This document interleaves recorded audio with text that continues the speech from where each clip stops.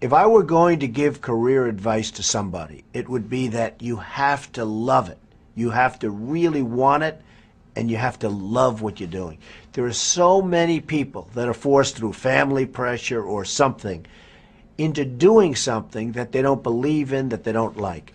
You've got to go after the kind of a job you like. You may love the airline business. Now, the airline business is a terrible business, but you'll probably do better within the airline business if you love it than you will in a better business than the airline business if you don't. So you have to go into something that you like. There are many stories of people that became successful later in their life by doing other things, and they got out of something that they didn't like, and one of them is a friend of mine.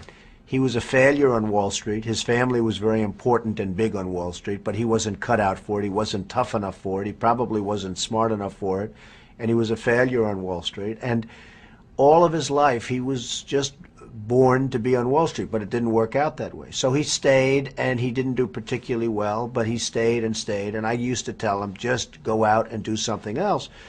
But then what happened is, at his golf course, they made him the head of the greens committee. They were redoing all of the fairways, all of the greens. And they did it really because they felt sorry for him and nobody else wanted the job. And he did a spectacular job. He was there at 5 o'clock in the morning with the contractors. He worked really hard. He wouldn't get home till 8:30 in the evening. He loved what he was doing. And I told him, you ought to go out and build golf courses. This is what you're good at. And he laughed at me. He said, Donald, I could never do that. I have to be on Wall Street. I'm expected to be on Wall Street. I have to be on Wall Street. I said, yeah, but you're not happy and you're not good at it. He said, it doesn't matter. I'm expected to be there. Well, he went back. He was miserable. And ultimately, about 5 years ago, he developed a golf course building business where he renovates and builds golf courses. He's doing a spectacular job.